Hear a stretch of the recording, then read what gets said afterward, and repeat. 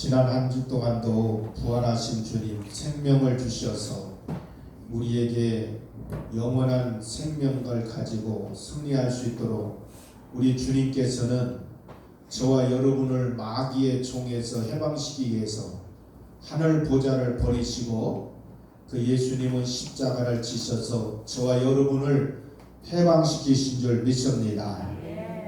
오늘 저와 여러분은 주님의 생명을 받았으니 오늘도 생명 있는 자만이 예배할 수가 있고 영적 생명을 가진 자만이 하나님께 영광을 돌릴 수가 있습니다.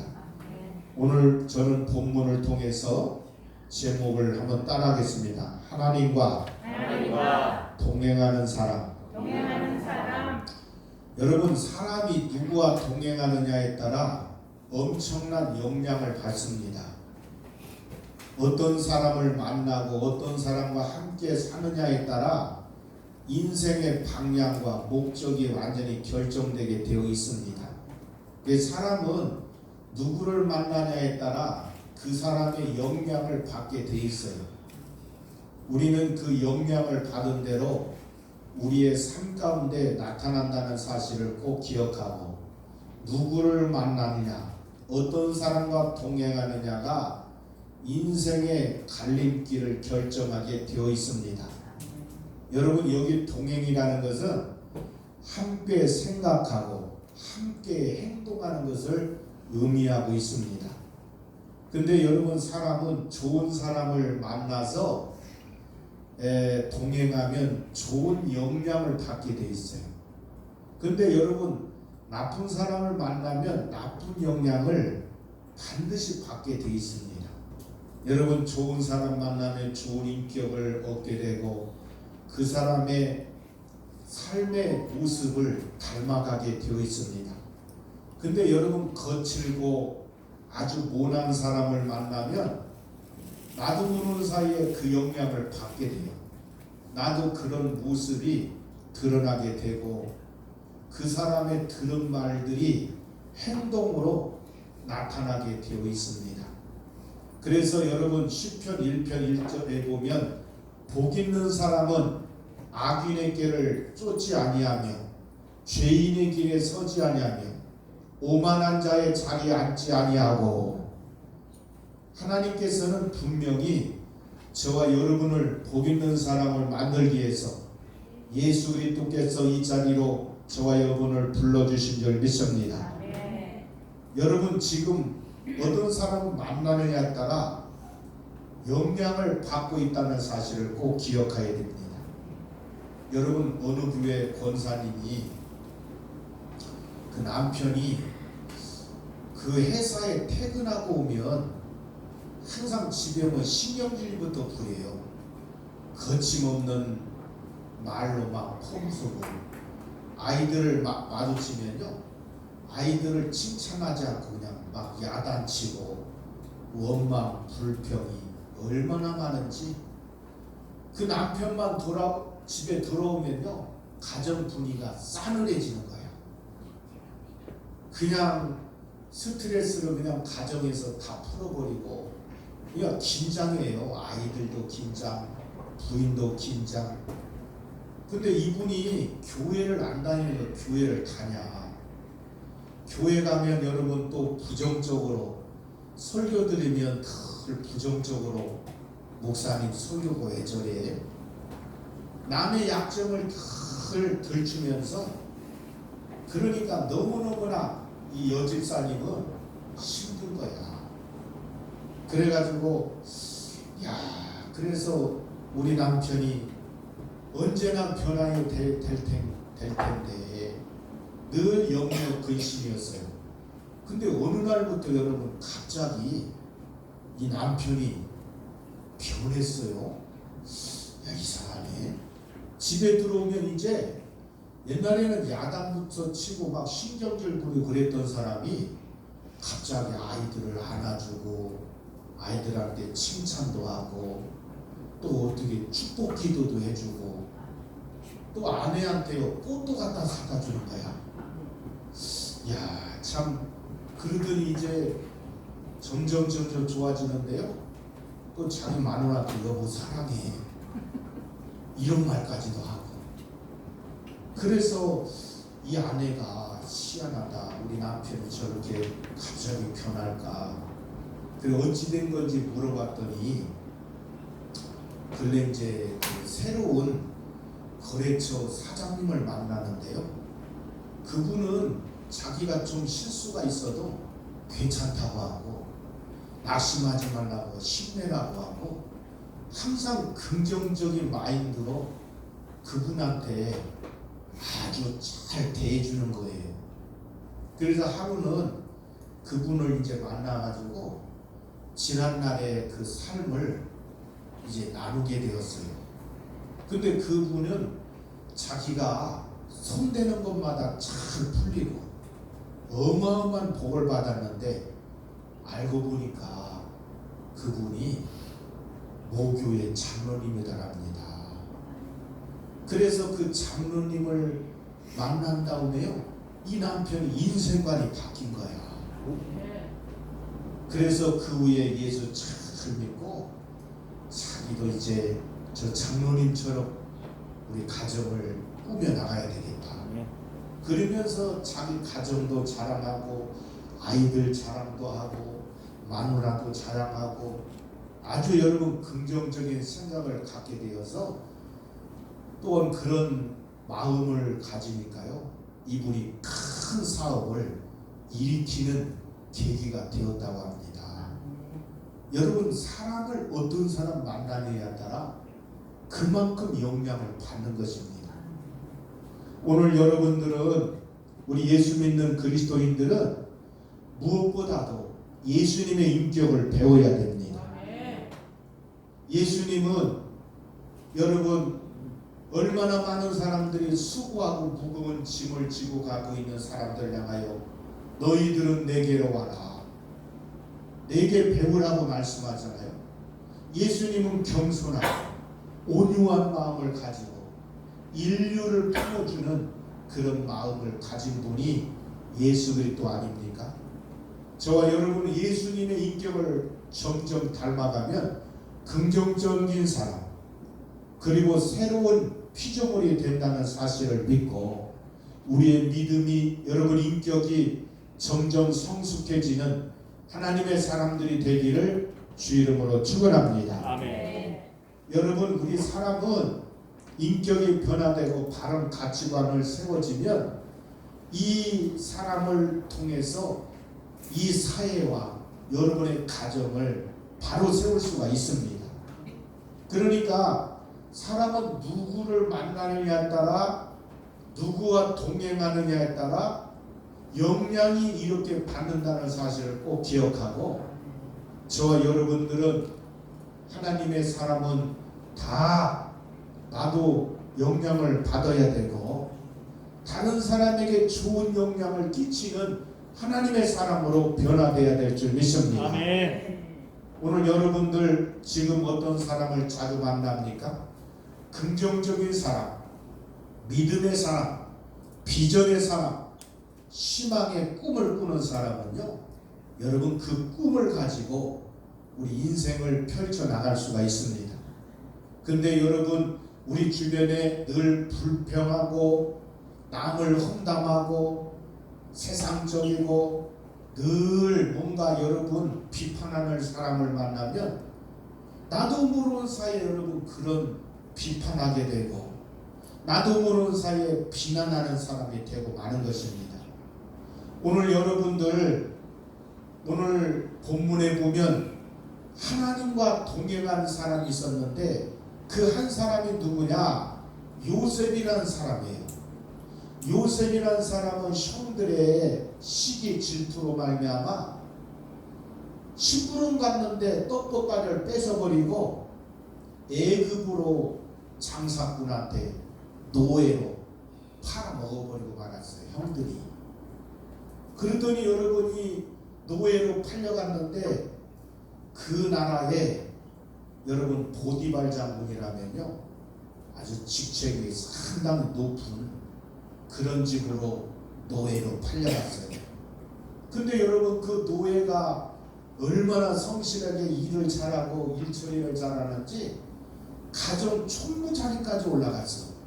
가정의 그 모든 전반적인 경제 살림을 도맡아는 총무자리로 올라가서 일처리를 너무너무나 잘하는데 여러분 그 집안의 그 장군의 마누라가 자꾸 이 청년을 탐을 내는 거야.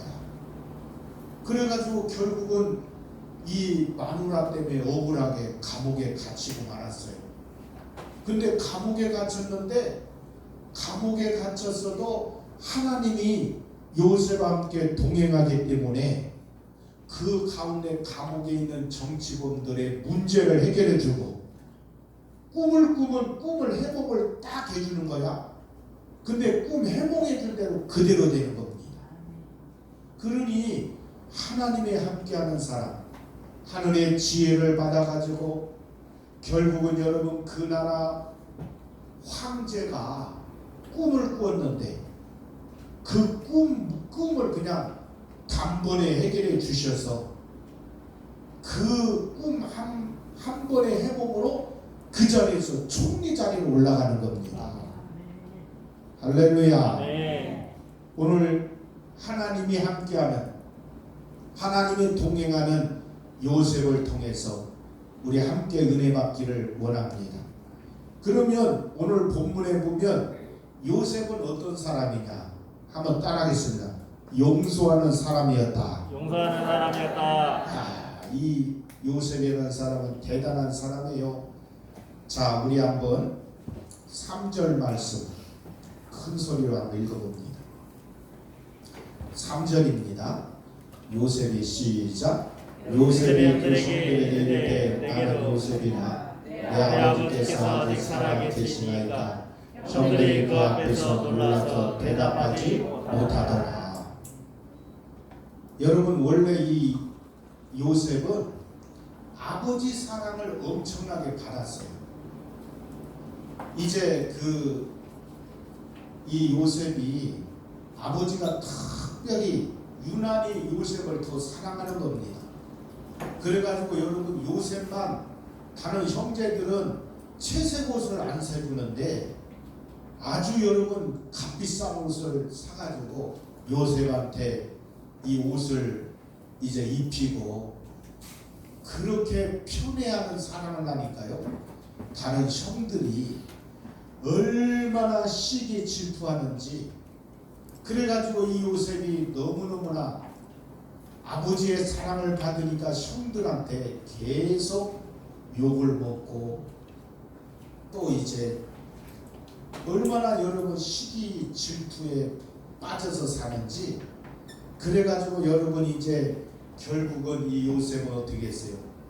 야, 우리 저 동생 아버지의 사랑을 너무 받으니까 꼴도 못 계시니까 애굽으로 그냥 노예로 팔아버리자. 이래가지고요 결국은 애굽의 노예 장사한테 팔아 넘겼습니다. 그러니 여러분 노예로 갔다는 것은 완전히 종입니다. 종. 팔려가서 여러분 얼마나 고생이 많았겠어. 여러분 부모를 보고 싶어도 밤마다 눈물을 흘리지요. 여러분 눈물이 왜 안 나겠어? 고향 생각도 나고 아버지 생각도 나고 온갖 고생을 하면서 여러분 그런 삶을 살아가는데 그렇게 여러분 성실하게 일하는데요. 보디발의 마누라의 음모로 인해서 또 감옥까지 가게 된 거예요. 감옥에 갇혔을 때 여러분 많은 사람들에게 도움을 주고 참으로 그 요셉은 하나님이 함께하니까요. 그 나라가 앞으로 어떤 일이 벌어진다는 것을 하나님 꿈으로 달려준 거야. 그래가지고 결국은 이제 그 나라의 박사, 석사가 얼마나 많겠습니까? 그럼에도 불구하고 왕이 꿈을 꾼 걸 해몽을 못하는데 요셉이 딱 하니까요 한 방에 꿈을 해몽해서 결국은 여러분 어때요? 그 꿈을 해몽할 뿐 아니라 앞으로 이 나라가 어떻게 대처해야 된다 그 대안까지 딱 말을 하니까요 참 이런 사람 내가 어떻게 만나? 그 자리에서 왕이 여러분 총리로 발탁해가지고 흉년의 문제를 한 방에 해결하는 놀라운 역사가 일어나게 되었습니다. 오늘 여러분들 이것이 요셉에게는 하나님의 섭리 안에서 이루어졌다고 그는 고백하는 것입니다. 결국은 하나님의 은혜 가운데 노예 신분이 총리가 되는 것은 이건 하나님의 역사입니다. 하나님의 역사지 뭐 어떻게 이런 일이 벌어지겠어요? 그래서 여러분 이제 애굽 나라에 이제 계속 흉년이 드는 거야. 흉년이 들어가지고 얼마나 이제 양식이 여기저기 주변에 또 다 양식이 떨어지는데 이 가나안 땅에 야곱이 아버지가 살고 있는 땅에도 양식이 떨어져 가지고 애굽에 가면 양식을 산다는 것을 정보를 얻고 형들이 양식을 사러 지금 애굽으로 찾아가게 된 겁니다. 그런데 여러분 요셉이 뭐라고 해요? 형들을 딱 보니까요 한 방에 자기 형들이라는 걸 알아봤어. 근데 형들은 요셉을 전혀 알아보지 못하는 겁니다. 그래가지고 여러분 이제 형들을 이제 딱 알아본 다음에 이제 거기 애굽에 있는 사람들을 다 내보내더니 그 자리에서 막 대성통곡하는 거예요. 여러분 얼마나 오랜만에 그 형들을 만났습니까? 그러면서 그 자리에서 형들한테 내가 당신들이 판 요셉입니다. 그러면서 자기의 신분을 밝히고 그러니까 이 형들이요 요셉이라는 말을 듣고서 기겁을 해버렸어요. 야 우리 동생이 죽었다고 지금까지 생각했는데 어떻게 여러분 동생이 총리가 되어서 자기들 눈앞에서 딱 나타난 걸 보니까 얼마나 놀랐겠습니까?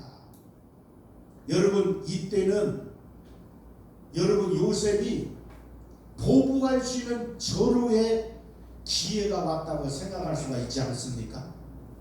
그럼에도 불구하고 요셉은 형들이 부들부들 떨고 있는 거예요. 그런데 여러분 요셉이 뭡니까? 그들의 모든 과거의 죄를 다 용서하고 오히려 그들에게 마음을 안심시키고 사랑을 주었던 모습을 우리는 알 수가 있습니다. 그러면서 뭐라고 했어요? 당신들이 나를 애굽에 파는 거에 대해서 전혀 걱정하지 말고 한탄하지 말라고. 이 당신들이 지금 했던 것은 당신들의 생명을 구하려고 나를 먼저 이 애굽으로 보냈다고 그들에게 참 사랑을 베푸는 그 아름다운 모습을 볼 수가 있지 않습니까? 그러면서 뭐라고 합니까? 우리 본문 한번 5절 한번 읽어보겠습니다. 5절 말씀 큰 소리로 한번 읽어봅니다. 자 5절 시작. 당신들이 나를 이곳에서 팔았다고 해서 근심하지 마소서. 한탄하지 마소서. 하나님이 생명을 구원하시려고 나를 당신들보다 먼저 보내셨나이다. 할렐루야. 참 여러분 얼마나 요셉이 하나님의 은혜 받은 사람들이 나타나는 현상입니다. 여러분 하나님의 은혜가 아니면 어떤 이런 고백을 할 수가 있어요. 여러분 자기를 죽이려고까지 하고 또 이제 노예로 팔았던 그 형들 이런 여유 있는 마음을 갖게 된 것은 이건 인간의 마음으로 되겠습니까? 하나님의 은혜를 주셔서 하나님의 은혜의 말씀을 하고 있는 거 아니겠습니까? 그러니까 우리는 어떤 일이 있어도 참 용서한다는 게요 그렇게 여러분 중요한 겁니다. 여러분들 요즘에 보면 가정에서도 자기 부모가 죽고 난 다음에는 재산 때문에요. 그 더 많이 차지하려고 얼마나 여러분 형제하고 다투고 용서하지 못하는 일들이 비일비재하게 나타나고 있습니다. 여러분 2008년 12월 8일 F-18기 훈련도 중에 저 미국 샌디에고 한국인 윤두교 씨라는 집에 이 비행기가 추락하고 말았어요. 이 사고로 말미암아 두 자녀와 자기 부인, 산후조리를 위해서 장모님까지 그 집에 왔는데 그 비행기 추락 사고로 4명이 한꺼번에 그냥 죽어버렸어요. 여러분들 얼마나 원망스러운 일입니까? 그 가운데도 비행기 조종사는 가까스로 뛰쳐나와서 살았어요. 그러니까 여러분 하루아침에 온 가족을 잃어버린 그 슬픔이 얼마나 크겠습니까? 여러분 장례식을 마치고 이 남편이 그 조종사의 행위에 대해서 다 용서했습니다. 또한 정부의 상대로 소송도 하지 않기로 다짐하고, 그러니까 주변의 사람들이요, 저 사람 진짜 어리석은 사람이다. 가족들이 한꺼번에 다 죽어버려서 그랬는데 어떻게 소송도 하지 않고 저렇게 할까? 소송하면 평생 먹을 보상금이 나올 텐데. 여러분 미국 주요 언론들이 그의 눈물 어린 인터뷰를 전국에 생중계를 하게 되었습니다. 그 조종사 아마도 순간에 얼마나 최선을 다했겠습니까? 그는 여러분 뭐라고 하냐면, 나는 미국을 사랑합니다. 미국은 전 세계 평화를 위해서 많은 전 세계의 나라들을 지키기 위해서 노력하는 나라입니다. 그러기에 나는 미국에 대해서 원망하지 않고 나는 미국을 다 용서합니다. 여러분 그러면서 절규하면서 인터뷰를 마치게 되었어요. 그런데 여러분 미국 사회가요, 그 인터뷰를 보고 충격에 휩싸이게 되었습니다. 이야, 어떻게 온 가족을